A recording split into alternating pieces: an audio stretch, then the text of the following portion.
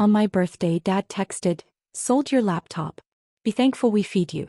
Also, cover your sister's tuition. $6,000 due Friday."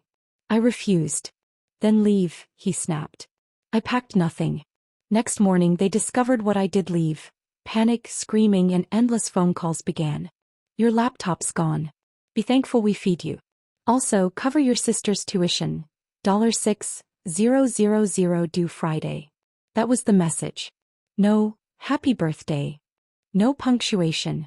Just a transaction. I stared at the screen, waiting for it to change as if the words might rearrange themselves into something softer. They didn't. I sat up slowly, the blanket sliding off my shoulders. My room was quiet, but my chest wasn't. I checked the shelf where my laptop had been. The charger was still plugged in, dangling like a forgotten cord. I stood there for a moment trying to decide if this was real or just another cruel joke. But I knew better. I walked into the living room, phone still in hand. Dad was on the couch, flipping through channels like nothing had happened. My sister sat at the dining table, scrolling through her phone, earbuds in. I didn't raise my voice. I didn't need to. "You sold my laptop?" He didn't look up. "Be thankful we feed you." I blinked. "You didn't even ask." He shrugged. "It's our house. Our rules." My sister didn't say a word. She glanced at me once, then looked away. I turned to her. "Did you know?" She pulled out one earbud. "Dad said you weren't using it." I laughed, short and bitter. "I use it every day." Dad stood up finally. "You're not a child. You live here, you contribute. Your sister's tuition is due Friday. You'll pay it." I stared at him. "It's not my responsibility." His eyes narrowed. "Then leave." No hesitation. No emotion. Just exile. I didn't argue. I didn't cry. I walked back to my room, closed the door, and sat on the edge of my bed. My hands were shaking, but my mind was clear. I looked around, books, clothes, framed photos. None of it felt like mine anymore. I opened my drawer and pulled out a small envelope. Inside was a note I'd written months ago during another fight. I hadn't planned to use it. But now it felt right. I added a few lines, folded it carefully, and placed it on my pillow. I didn't pack. Not a single thing. I left my clothes in the closet, my shoes by the door, my toothbrush in the bathroom. I didn't want them to think I'd run away. I wanted them to know I walked out. At midnight I slipped out the back door. The porch light was off. The air was cold, sharp against my skin. I didn't wear a coat. I didn't need one. I walked past the mailbox, past the neighbor's barking dog, past the streetlight that always flickered. I didn't know where I was going. I just walked. Every step felt like a release. Every block I passed peeled away another layer of resentment. I thought about birthdays past. Cake, candles, forced smiles. I thought about the time Dad forgot my graduation, but remembered to pay for my sister's dance recital. I thought about the laptop I'd saved for, paid off in installments, used to build my resume, apply for jobs, write late-night journal entries. I walked for hours. My feet ached, but I didn't stop. I passed closed diners, empty bus stops, flickering neon signs. I saw a couple arguing outside a bar, a man sleeping on a bench, a cat darting across the road. The city was alive, but I felt invisible. Eventually, I reached Mia's apartment. She was my coworker, kind, quiet, always offering me rides when I stayed late. I hadn't told her I was coming. I just knocked. She opened the door in pajamas, eyes wide. "Are you okay?" I nodded. "Can I stay?" She didn't ask questions. Just stepped aside and handed me a blanket. I curled up on her couch, the fabric scratchy but warm. She made tea, sat beside me, and turned on a soft lamp. We didn't talk much. Just sat there breathing. I slept lightly, waking every hour to the sound of passing cars. But I didn't feel afraid. I felt free. Back at the house, morning came with chaos. Dad walked into my room expecting me to be asleep. Instead, he found the envelope. He opened it, read the words, and shouted for my sister. She ran in, saw the empty bed, the untouched closet, the missing laptop charger. They called me. Once. Twice. 10 times. I didn't answer. They checked my bank account. Locked. My email changed. My social media silent. My sister cried. Dad yelled. The house echoed with confusion. I wasn't there to hear it. But I knew. I knew the panic. The scrambling. The realization that I wasn't just gone. I'd left. And I hadn't left empty-handed. I'd left my silence. My absence. My refusal. I'd left the version of me they thought they controlled. And I wasn't coming back. The sun was just beginning to rise when Mia handed me a cup of tea. I hadn't slept much, but I didn't feel tired. I sat on her couch, legs tucked under me, watching the steam curl upward. My phone buzzed again, another missed call from Dad. I didn't touch it. They'd found the envelope by now. I imagined Dad standing in my room holding it like it was a threat. It wasn't long, just a few lines. I'd written it slowly, deliberately, with no emotion, just truth. I'm done being used. I'm done being blamed. I'm done being invisible. I'm not asking for understanding. I'm demanding respect. I didn't sign it with love. I didn't sign it at all. Mia sat beside me, her presence quiet but grounding. "You okay?" she asked. I nodded. "I think so." She didn't push. That's what I needed. Someone who didn't treat me like a problem to solve. Back at the house, things were unraveling. I knew because my phone wouldn't stop buzzing. I'd changed every password the night before. Bank accounts, email, even the shared grocery app Dad used to track my purchases. I'd built those accounts. Paid for them. Managed them. And now they were locked out. My sister tried to log into the streaming service. Dad tried to reset the bank login. Walked. I'd taken back control, not out of spite but out of necessity. I wasn't their administrator anymore. Mia glanced at my phone. "You gonna answer?" "No," I said. "Not yet." She nodded, understanding. "Want to get out for a bit?" We walked to a nearby park. It was quiet, mostly empty. I watched a squirrel dart across the path and disappear into a bush. The air smelled like damp leaves and morning dew. I hadn't felt this kind of peace in years. We sat on a bench, sipping tea from paper cups. Mia told me about her own escape, how she left home at 19 with a backpack and $40. Her dad had told her she'd fail. He didn't. He built a life, slowly, stubbornly. Her story wasn't mine, but it gave me hope. "I used to think leaving meant losing," she said. "But sometimes it's the only way to win." I nodded. "I didn't even take my shoes." She laughed. "That's bold." We walked back slowly, stopping at a corner bakery for muffins. I hadn't eaten since the night before. The warmth of the bread, the sweetness of the jam. It felt like a small victory. Later that afternoon my sister called. I didn't answer.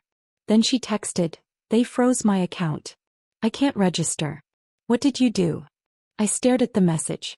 I'd emailed the university days earlier, explaining everything. I told them I was being forced to pay tuition under threat. I used the words financial coercion. They responded quickly, freezing her account and suspending her registration. She called again. I let it ring. Mia watched me from the kitchen. "You sure?" I nodded. She never asked if I was okay. Not once. That night we made pasta and watched old sitcoms. I laughed more than I expected. Mia had a way of making the room feel safe. She didn't ask for explanations. She just made space. On the third day, Dad left a voicemail. His voice was different, less sharp, more uncertain. "Come home," he said. "We'll talk." He didn't say sorry. He didn't say he missed me. Just, "We'll talk." I played it twice. Then I deleted it. I wasn't ready to return. Not yet. I spent the evening writing in my journal. I listed everything I'd done. Every account I'd locked, every message I'd ignored, every boundary I'd drawn. It wasn't revenge. It was reclamation. Mia sat beside me, sketching in her notebook. "You ever think about what you want next?" I paused. "I don't know. I've never had space to think about that." She nodded. "You've got it now." I looked around her apartment. Small, cluttered, warm. It wasn't mine, but it felt like a beginning. The next morning I got an email from the university. They'd reviewed my request and approved a full withdrawal of financial responsibility. My name was removed from my sister's account. She'd have to find another way. I didn't celebrate. I just closed the laptop and breathed. Mia made pancakes. We ate in silence, the kind that feels like comfort. I checked my phone. No new messages. No missed calls. The storm had quieted. But I knew it wasn't over. I'd left behind more than a letter. I'd left behind a version of myself they thought they owned. And I wasn't going back to retrieve her. The steam from my tea curled upward, catching the morning light through the bookstore's front window. I sat at the corner table, laptop open, fingers resting on the keys. I hadn't typed anything yet. I just stared at the blank document, letting the quiet hum of the shop settle around me. The bell above the door jingled softly as a customer walked in, and Mia greeted them with her usual warmth. I felt grounded here. No tension, no expectations, just shelves of stories and the scent of old paper. The job wasn't glamorous, but it was mine. I shelved books, wiped counters, brewed coffee for sleepy readers. I learned the regulars' names, their favorite genres, their quirks. Mr. Langston always asked for crime thrillers but never bought them. Ellie, the college student, read romance novels and left sticky notes inside with her own endings. I liked that.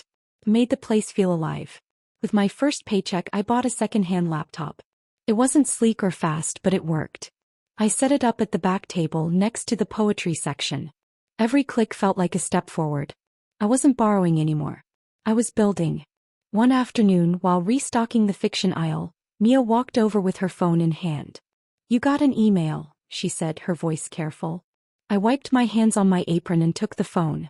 It was from Mom. "I didn't know it was this bad," she wrote. "I'm sorry." I stared at the screen for a long time. The words weren't dramatic.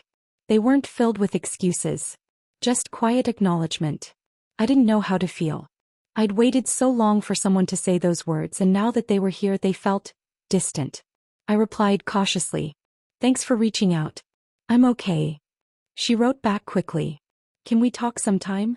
We did. Slowly. Carefully. She didn't defend Dad. She didn't try to explain away the years. He just listened. That was new. I told her about the bookstore, about Mia, about the laptop. She asked questions, not invasive ones, just curious. I told her I wasn't ready to come home. She said she understood. A week later, my sister showed up. I was behind the counter, labeling new arrivals when I saw her through the window. No makeup. No designer bag. Just jeans, a hoodie, and swollen eyes. She stepped inside, hesitated, then walked up to me. "I didn't know," she said. I didn't speak. I just nodded toward the back door. We sat outside on the small bench, sipping lukewarm coffee from mismatched mugs.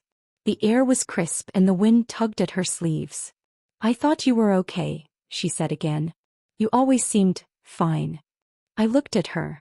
I wasn't. She cried. I didn't. I'd already cried enough. I told her everything. How I felt invisible, how Dad's words chipped away at me, how she'd laughed when I couldn't afford prom, how I'd stopped trying to be seen. She listened. Really listened. And when I finished, she didn't offer excuses. She just said, "I'm sorry." We sat there until the sun dipped low. She asked if I hated her. I said no. I just needed space. She nodded, wiped her face, and left. A month later, I visited the house. Not to stay. Just to collect my things. Dad wasn't home. Mom greeted me at the door, her face lined with worry and something softer, maybe guilt. She didn't say much.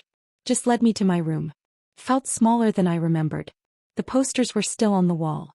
My books were stacked neatly, untouched.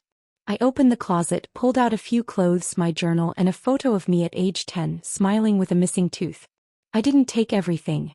Just what mattered. Mom helped me pack. She didn't ask me to stay. She didn't mention Dad. When I zipped the bag, she placed a folded note in my hand. "For later," she said. I didn't say goodbye. I just nodded and walked out. Back at the bookstore, life moved gently. Mia baked muffins on Sundays. Customers came and went. I started writing again, short stories, journal entries, fragments of thoughts. I didn't write about revenge. I didn't write for pity. I wrote for truth. A year passed. On my birthday, Mia surprised me with a cake, chocolate with strawberries on top. She lit a single candle and sang softly. My sister sent flowers.